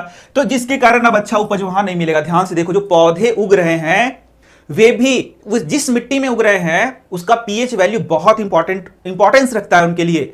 पीएच वैल्यू अम्लीय हो जाएगा मतलब पीएच वैल्यू कम हो जाएगा, मिट्टी अम्लीय हो जाएगा तो कुछ पौधे वहां पर उग नहीं सकते हैं। या कभी कभी पीएच वैल्यू वहां का बढ़ गया, क्षारकीय हो गया मिट्टी, तो बहुत सारे ऐसे भी पौधे जो वहां नहीं उग सकते हैं। यानी जो पौधे हैं बच्चों वो भी खास मिट्टी में उगते हैं, उसके पीएच पर वह निर्भर करता है कि वे वहां उगेंगे कि नहीं उगेंगे, उनका ग्रोथ होगा कि नहीं होगा। तो यदि मिट्टी है और तुमको वहां फसल लगाना है, तुम्हें पता है कि वह जो फसल है वो अम्लीय मिट्टी में नहीं पैदा होगा, तो अब क्या करना पड़ेगा, तुमको कुछ उपाय तो करना पड़ेगा ना जिससे कि वो फसल वहां पर क्या हो, बढ़ सके। तो यहां देख सकते हो क्योंकि अच्छी उपज के लिए पौधों को एक विशिष्ट पीएच परास की आवश्यकता होती है। जैसे मैंने बताया तो मिट्टी में अम्लीयता गुण बढ़ जाने पर पौधे को नुकसान पहुंचता है जिससे फसल अच्छी नहीं होती है। तो अब अम्लीय हो गया मिट्टी, तो तुम बताओ वहां क्या किया जाए। तो वहां बच्चों क्षारक का प्रयोग किया जाएगा जिससे कि वहां पर का मिट्टी का जो अम्लीयता है वह क्या हो जाए, खत्म हो जाए। यदि क्षारकीय हो गया है मिट्टी तो वहां पर कुछ अम्ल का प्रयोग किया जाएगा जिससे कि जो तुम्हारा मिट्टी है वह उपजाऊ हो सके, मतलब कि उसका जो परास लेवल है उस टाइप पे आ सके जिससे कि वह फसल लग सके। तो यही बात यहां पर सिंपल लिखा गया था। तो यहां पर देख सकते हो मिट्टी के पीएच के परास को ठीक करने के उपाय। तो मिट्टी की अम्लीयता को खत्म करने के लिए यहाँ चाक पाउडर डाला जाएगा, चूना मिलाया जाएगा, ये क्वेश्चन आता है तुम्हारा, ताकि इसकी अम्लीयता क्या हो जाए, खत्म हो जाए, मिट्टी की प्रकृति क्या हो जाए, क्षारीय बन जाए। तो चाक पाउडर वगैरह कभी तुमने देखा भी होगा कि खेतों में मिलाते हैं ताकि उसकी अम्लीयता क्या हो जाती है, खत्म हो जाती है। चूना मिलाते हैं कभी कभी क्योंकि चूना क्या है, बेसिक टाइप का नेचर है, तो वहां पर तुम्हारा जो मिट्टी है वह क्या हो जाएगा, अम्लीयता उसकी खत्म हो जाएगी। यही सारा चीज तुमको यहाँ पर याद करते चलना है। अब देखो यहाँ पर बच्चों तुमने देखा होगा कि कभी कभी क्या होता है, तुम्हें खट्टा डकार आना शुरू हो जाता है। तो खट्टा डकार मतलब क्या हो गया कि पेट में क्या हो गया, अम्लीयता हो गया, अम्ल बढ़ गया है। तो अम्ल जब पेट में बढ़ जाता है तो तुम्हें खट्टा तिक्ता डकार आना शुरू होता है। तो उसमें उस समय पीएच का लेवल घटेगा कि बढ़ जाएगा, घट जाएगा ना। तो हमारा जो पेट है बच्चों, स्टमक है, उसमें से HCl निकलता है, तुम्हें पता है, जिसके चलते भोजन पचता है। तो यदि ये सही अमाउंट में नहीं निकलेगा, ज्यादा निकलेगा, तो हमारे पेट में क्या हो जाएगा, अम्लीयता हो जाएगा। अब उसको ठीक करने के लिए एसिडिटी, ये वर्ड याद होगा तुम्हें, एसिडिटी कितना प्रचार आता है, टीवी में एडवर्टाइजमेंट आता है, एसिडिटी हो गया 6 सेकंड में एसिडिटी को ठीक करो, सुने हो ना। तो यहां पर कौन सा दवाई लेता है वो, तो यहां पर देख सकते हो, यहां पर जो दवा लिया जाता है उसको बोलते हैं एंटासिड। बच्चों क्या बोलते हैं, एंटासिड बोलते हैं। ठीक है, यहां देखो मैं दिखा रहा हूं, यहां पर अति अम्लता में हम लोग क्या लिखते हैं, एंटासिड का प्रयोग करते हैं। अब बोलेगा एग्जाम में कि एक एंटासिड का नाम बताइए, तो यहां पर एक एंटासिड क्या हो गया बच्चों, मिल्क ऑफ मैग्नीशिया। क्या हो गया बच्चों, milk of magnesia, magnesium hydroxide, MgOH का होल 2 हो गया मैग्नीशियम हाइड्रोक्साइड, इसको बोलते हैं मिल्क ऑफ मैग्नीशिया। ये क्या हो गया, एसिडिटी होने पे हम लोग लेते हैं। इस तरीके से एल्युमिनियम हाइड्रोक्साइड तथा सोडियम हाइड्रोक्साइड जैसे दुर्बल क्षारक एंटासिड के संघटक के रूप में शामिल होते हैं। तो ये तुम्हारे बुक में दिया नहीं है, याद कर सकते हो, कोई दिक्कत नहीं है। अब देखते हो दंत क्षय। दंत क्षय, दांत के बारे में कहां पढ़ा है तुमने, दांत के बारे में पढ़ा है, डाइजेस्टिव सिस्टम में पढ़ा है। तो दांत का यदि पार्ट देखोगे तुम, तो दांत का पार्ट देखोगे तो यहां पर ये देखो, यही तुम्हारा इनामल है। ये देखो, ये वाला जो उजला उजला भाग है ये क्या है, इनामल है। फिर यहां देखो बीच अंदर अंदर क्या है, पल्प है। तो यहां पर तुम्हें यह देखना है बच्चों कि यदि हमारे मुंह का जो पीएच लेवल है वह क्या हो जाएगा, कम हो जाए, पीएच लेवल हमारे मुंह का क्या हो जाए, कम हो जाए, तो अम्लीय हो जाएगा। यदि ये अम्लीय मुंह हो जाएगा तो इसमें बहुत सारे बैक्टीरिया पनपना शुरू करेंगे जो कि अल्टीमेटली दांत को सड़ाना शुरू कर देते हैं, दंत क्षय करना शुरू करते हैं। और इनेमल को देख सकते हो कैल्शियम फॉस्फेट का बना होता है जो शरीर का सबसे कठोर, देखो ये जो व्हाइट व्हाइट दिख रहा है ना, यही है इनेमल। इसको क्या करेगा, इसको ये खराब करना शुरू हो जाएगा। तो इस तरीके से जब मुंह का पीएच 5.5 से कम हो जाता है तो यह धीरे धीरे संक्षारित होने लगता है, यानी कि मुंह का पीएच भी क्या होगा, उसको भी सही रखना पड़ेगा। इसलिए हम लोग टूथपेस्ट का यूज करते हैं, देखते हो तुम, और टूथपेस्ट में हम लोग क्या करते हैं, टूथपेस्ट का डेली यूज करने से हमारा मुंह क्या होगा, उसका अम्लीयता क्या होता है, कम होता है। समझ में आ रहा है क्या? तो ये देख सकते हो यही दांत तुम्हारा क्या होने लगता है, क्षय होने लगता है इसी अम्लीय प्रकृति के कारण। अब यहां पर देख सकते हो मुंह में जो पीएच का लेवल है वो कम क्यों होता है, तो जब हम भोजन करते हैं या कोई मीठा चीज खाते हैं तो भोजन के पश्चात मुंह में अवशिष्ट शर्करा रह जाता है, जिसे जब बैक्टीरिया तोड़ेगा उसमें तो क्या होगा, अम्ल का निर्माण करेगा और क्या होगा, मुंह का जो पीएच है वो कम हो जाएगा, यानी कि मुंह जो है क्या है, अम्लीय हो जाएगा। कैसे हुआ, फिर से सुनो, कोई मीठा चीज खाओगे, दांत में अटक जाएगा, दांत में जब अटक जाएगा तो वहां पर बैक्टीरिया जब हमला करेगा तो उससे फिर क्या होगा, उससे अम्ल का निर्माण होगा जो कि क्या करेगा, तुम्हारे दांत को सड़ाना शुरू करेगा।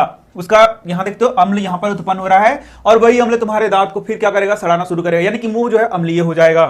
तो यहां पर देख सकते हो क्या क्या उपाय कर सकते हैं, जैसे मैंने बताया कि मुंह को क्या करना चाहिए, हमेशा साफ रखना चाहिए, दंत मंजन का उपयोग करना चाहिए। समझ में आ रहा है क्या? यही सारा चीज हम लोगों को करना है। तो बच्चों अब यहां पर एक चीज और तुम देख सकते हो और वह है तुम्हारा कुछ अम्ल के नाम, इससे भी एग्जाम में क्वेश्चन पूछे जाते हैं। तो यहां देख सकते हो सबसे पहला है तुम्हारा सिरका, जिसे हम लोग बोलते हैं एसिटिक अम्ल। संतरा में क्या रहता है, सिट्रिक अम्ल। इमली में रहता है टार्टरिक अम्ल और टमाटर में क्या रहता है, ऑक्जेलिक अम्ल। ये कई बार पूछा गया एग्जाम में, तो इसको भी एकदम रट लो।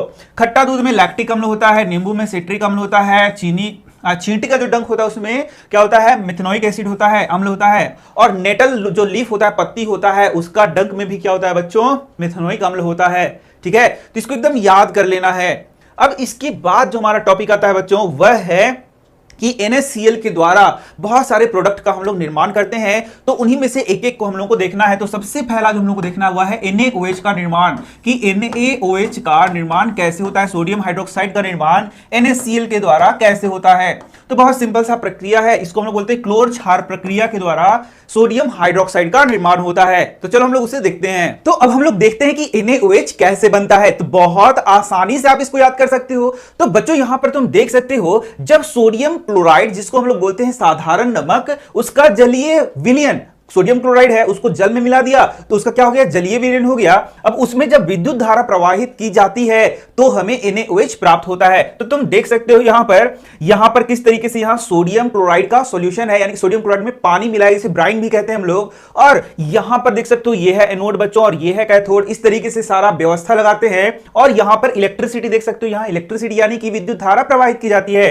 तो तुम देख सकते हो यहां पर जो एनोड है वहां पर क्लोरीन गैस मुक्त होता है और कैथोड पर हाइड्रोजन गैस मुक्त होता है, तथा हमें यहां पर क्या मिलता है, NaOH प्राप्त होता है।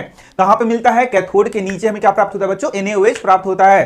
तो आखिर ये प्रक्रिया कैसे हो रही है ये हमें नहीं पढ़ना है, बस हमें यह समझना है कि जो ब्राइन है, ब्राइन क्या हो गया, सोडियम क्लोराइड यानी कि नमक और पानी को जब मिलाएंगे तो उसे ब्राइन कहते हैं। उससे जब इलेक्ट्रिसिटी यानी कि विद्युत धारा प्रवाहित की जाती है तो कैथोड पे हमें क्या प्राप्त होता है, NaOH प्राप्त होता है। बस इतना ही हमें सीखना है बच्चों।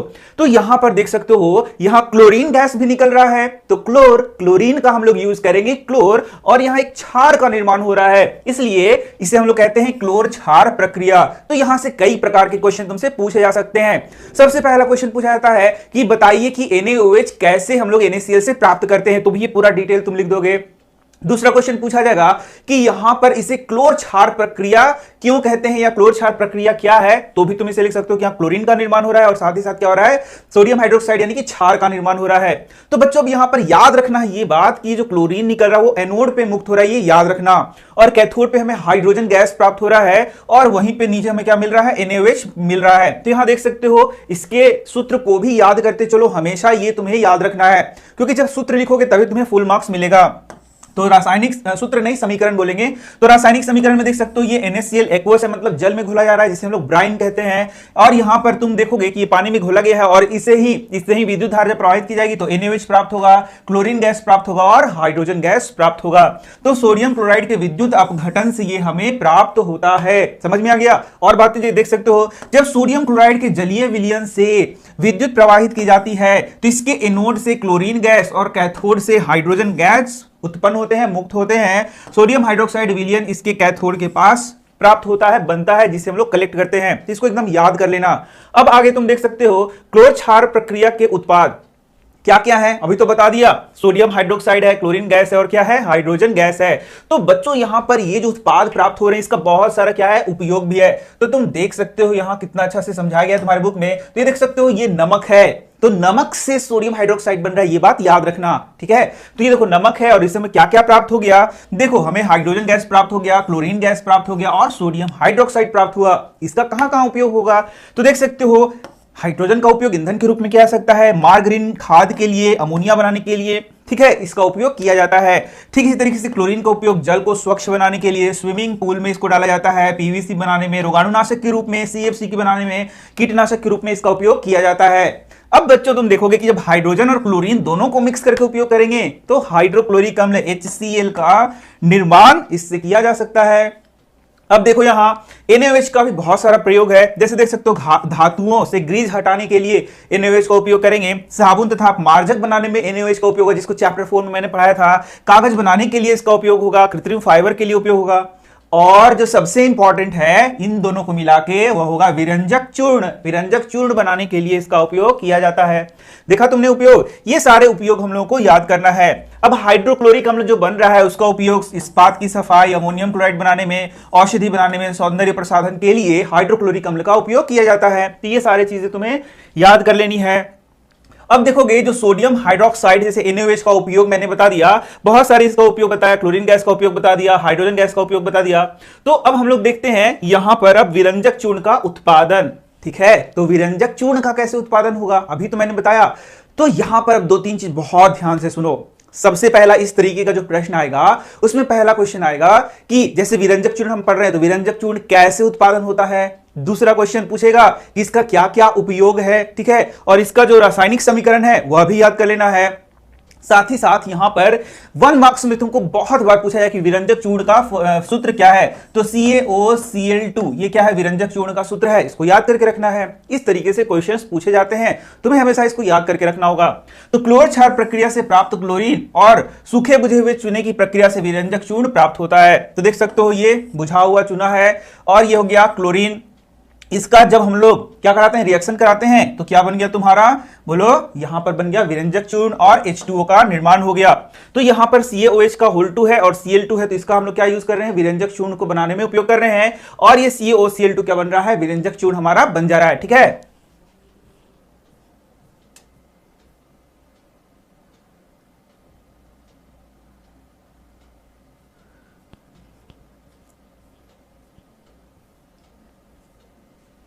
अब तुम्हें क्वेश्चन पूछा जाएगा कि विरंजक चूर्ण का उपयोग क्या है। तो मैंने बताया कि इस तरीके के जो भी प्रश्न है वो कैसे बनता है और उसका दो कम से कम कि क्या क्या इसका उपयोग है, कहां कहां इसका यूज होता है, यूज एकदम याद कर लेना, क्योंकि किसी भी पूछ देगा यूज क्या है। तो विरंजक चूर्ण का उपयोग क्या है, तो यहां देख सकते हो वस्त्र उद्योग में इसका उपयोग किया जाता है। तो सूती एवं लिनन के विरंजक में इसका उपयोग किया जाता है। कागज की फैक्ट्री में लकड़ी के मज्जा एवं लॉन्ड्री में साफ कपड़ों के विरंजन के लिए इसका उपयोग किया जाता है, ये बात तुम लिख सकते हो। फिर कई रासायनिक उद्योग में एक उपचायक के रूप में भी इसका उपयोग किया जाता है। फिर सबसे आसान है तुम्हारा पीने वाले जल को जीवाणुओं से मुक्त करने के लिए विरंजक चूर्ण का उपयोग करते हैं। रोगनाशक के रूप में भी विरंजक चूर्ण का उपयोग किया जाता है। तो तुमने देखा होगा कि कुआं वगैरह तुम्हारे आसपास होगा तो उसमें विरंजक चूर्ण डाला जाता है। तो ये विरंजक चूर्ण क्या करता है, ब्लीचिंग पाउडर जिसको इंग्लिश में हम लोग बोलते हैं, तो ये जो ब्लीचिंग पाउडर है, ब्लीचिंग पाउडर तुमने सुना होगा, विरंजक चूर्ण नहीं, ब्लीचिंग पाउडर डाला जाता है कई जगह, तुम्हें गंध भी याद होगा अभी तक। तो वो क्या करता है, वहां कीटाणुओं को नाश करता है। अब यहां देखेंगे नया चीज और यह है बच्चों बेकिंग सोडा। तो हम लोगों ने क्या पढ़ा, सबसे पहला पढ़ लिया सोडियम हाइड्रोक्साइड, इसके बाद हम लोगों ने पढ़ लिया बोलो विरंजक चूर्ण, इसके बाद हम लोग पढ़ेंगे बेकिंग सोडा, फिर हम लोग पढ़ेंगे बोलो खाने वाले सोडा के बारे में, और उसके बाद प्लास्टर ऑफ पेरिस के बारे में। तो ये 4-5 चीजों को एकदम याद कर लेना है, रट लेना है, क्योंकि इससे एग्जाम में क्वेश्चन पूछे जाते हैं। तो यहां देख सकते हो बेकिंग सोडा का उत्पादन, आखिर बेकिंग सोडा क्या होता है, सबसे पहले तो यही सीखना है। तो sodium chloride Na, baking soda है ना, मतलब खाने का सोडा है, तो NaHCO3 मतलब sodium hydrogen carbonate. Baking soda क्या होता है, खाने बनाने वाला सोडा होता है, तो इसका फॉर्मूला क्या है NaHCO3 सोडियम हाइड्रोजन कार्बोनेट। और जो धोने का सोडा होता है बच्चों, धोने का सोडा का क्या होता है Na2CO3, ये याद रखना, खाने का सोडा का NaHCO3, धोने का सोडा का Na2CO3, ठीक है, तो ये याद रखना। तो इस यौगिक का रासायनिक नाम सोडियम हाइड्रोजन कार्बोनेट है। बोलो, क्वेश्चन पूछेगा कि बेकिंग सोडा का रासायनिक सूत्र लिखिए, तो क्या बोलोगे NaHCO3, रासायनिक नाम लिखिए तो सोडियम हाइड्रोजन कार्बोनेट, याद हो गया। चलो अच्छा बात है।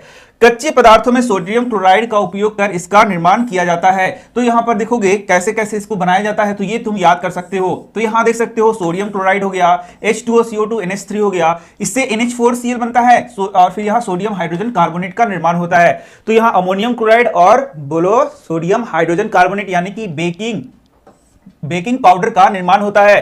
कैसे होता है ये समीकरण तुमको याद कर लेना है, हालांकि ये बहुत बार नहीं पूछा जाता है। इसके बाद जो क्वेश्चन बहुत इंपॉर्टेंट है बच्चों, वो बोलता है कि क्या होता है जब NaHCO3 को गर्म करते हैं।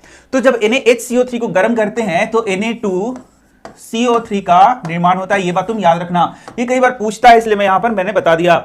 तो फिर से वही बात कि बेकिंग सोडा का क्या क्या उपयोग होता है, ये तो बहुत इंपॉर्टेंट हो गया, इसको याद करना है। तो सबसे पहले बेकिंग सोडा का उपयोग, बेकिंग सोडा मतलब खाना बनाने वाला सोडा, सोडा है ये खाना बनाने वाला सोडा जो मार्केट से खरीद के लाते हो।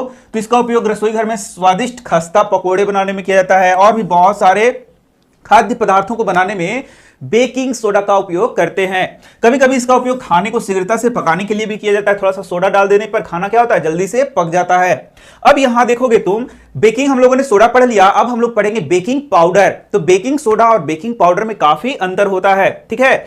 तो इसको मैं बता रहा हूं, बेकिंग पाउडर को थोड़ा देर बता रहा हूं, यहां पर पहले बता ही देता हूं। चलो यहां बेकिंग पाउडर ही हम लोग देख लेते हैं, ठीक है। चलो, तो बच्चों जो मार्केट में हम लोग देखते हैं बेकिंग सोडा और बेकिंग पाउडर दो अलग अलग चीज होता है। तो बेकिंग पाउडर क्या हो गया, NaHCO3 यानी सोडियम हाइड्रोजन कार्बोनेट को हम लोग बोलते हैं बेकिंग पाउडर, समझ गए। तो बोलोगे बेकिंग सोडा क्या होता है, बेकिंग सोडा भी हम लोग खाने में यूज करते हैं, खाने का ही सोडा होता है, लेकिन उसमें थोड़ा सा अंतर होता है, उसमें कुछ अम्ल मिले होते हैं, खाने वाले कुछ अम्ल को मिला देते हैं। तो देख सकते हो बेकिंग पाउडर कैसे बनता है। तो यहां पर देखोगे कि जब यहां पर बेकिंग पाउडर कैसे बनता है कि जब यहां पर इसमें कुछ अम्ल को मिला दिया जाता है। क्या मिला दिया जाता है बच्चों, अम्ल को मिला दिया जाता है। तो अम्ल के मिलाने पर इसका नाम क्या हो जाता है, बेकिंग, बोलो यस, बेकिंग पाउडर हो जाता है। पहले था बेकिंग सोडा, अब हो गया बेकिंग पाउडर। तो चलो हम लोग देखते हैं, बेकिंग सोडा में कुछ खाने वाले अम्ल को मिला दिया, जैसे टार्टरिक अम्ल क्या है, खाने वाला अम्ल है, ये क्या होता है, मंद खाद्य अम्ल है।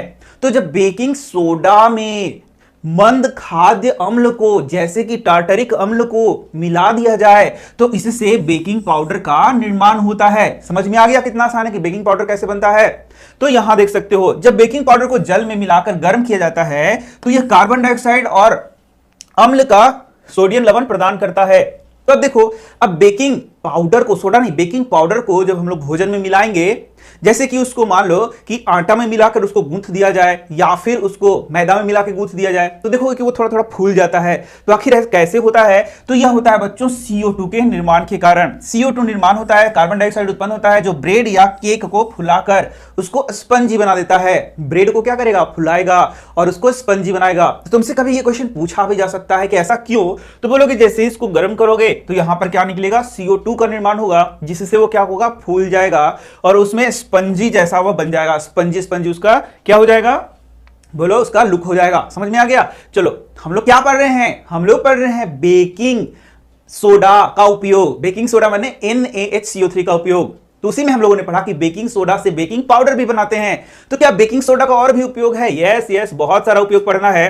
तो क्या बेकिंग पाउडर का कोई और भी उपयोग है, यस, बेकिंग पाउडर का और भी उपयोग है कि जब बेकिंग पाउडर है उसको गर्म करते हैं तो वॉशिंग पाउडर बनेगा, यानी धोने वाला सोडा बनेगा। अभी मैंने बताया था, यह क्वेश्चन भी तुमसे पूछा जाता है कई बार कि क्या होता है जब baking powder baking powder NaHCO3, baking मतलब खाने वाला पाउडर को गर्म करिएगा तो क्या होगा, तो धोने वाला सोडा बनेगा। क्या बनेगा? धोने वाला सोडा का निर्माण होता है। Na2CO3 क्या है? धोने वाला सोडा है। थोड़ा सा इसमें और मैं बताऊंगा आगे की ओर, तुम्हें समझ में आ रहा है सारा। अब चलो इसका और क्या उपयोग करते हैं, किसका? यस, सोडियम हाइड्रोजन कार्बोनेट, यानी खाने वाला सोडा, उसका और क्या उपयोग किया जाता है? तो यह एक दुर्बल क्षारक है, ये तो तुम जानते हो कि यह दुर्बल क्षारक है जिसका उपयोग कई बार अति अम्लता की स्थिति में आ जाती है। तो बेकिंग पाउडर को कभी कभी हम लोग खा जाते हैं। क्यों? जब हमें एंटासिड के रूप में इसका उपयोग कर, जब एसिडिटी हो जाता है, पेट में जलन हो जाता है, अम्लता बढ़ जाती है, तो हम लोग बेकिंग पाउडर को भी खा जाते हैं क्योंकि वह क्षार की तरह बिहेव करता है और वह क्या करेगा? अम्ल को शांत कर देगा। इसलिए इसे हम लोग क्या कहते हैं? एक एंटासिड का घटक भी मानते हैं। ये भी हो गया। चलो एक और बताता हूं, इसका उपयोग सोडा अम्ल अग्निशामक के रूप में भी किया जाता है। तो इसका उपयोग किस रूप में किया जाता है बच्चों? सोडा अम्ल अग्निशामक के रूप में। तो यहां देख सकते हो, ये हो गया तुम्हारा अम्ल और यहां पर सोडा के रूप में इसको डाला गया है और इसी से हम लोग यहां पर CO2 प्रोड्यूस करेंगे और आग को बुझाने में इसका यूज करते हैं। तो देख लो यहां पर ये वाला तुमने देखा होगा कई जगह पर, इसका उपयोग क्या करते हैं? आग को बुझाने में। इसे हम लोग क्या बोलते हैं? सोडा अम्ल अग्निशामक। ठीक है, तो चलो अब हम लोग देखते हैं नेक्स्ट, वह है धोने का सोडा। तो धोने का सोडा में थोड़ा सा तुमको थोड़ा सा और एक्स्ट्रा पढ़ लेना है।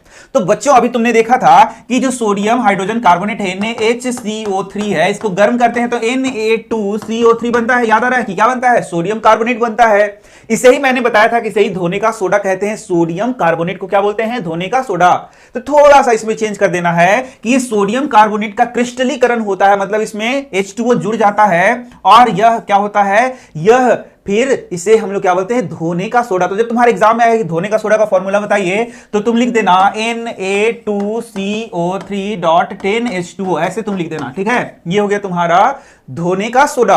तो धोने का सोडा देख सकते हो जैसे सोडियम कार्बोनेट है। कैसे बना? इतना बार मैं पढ़ा रहा हूं, याद तो हो ही गया होगा कि सोडियम कार्बोनेट बन रहा है सोडियम हाइड्रोजन कार्बोनेट के गर्म करने पर।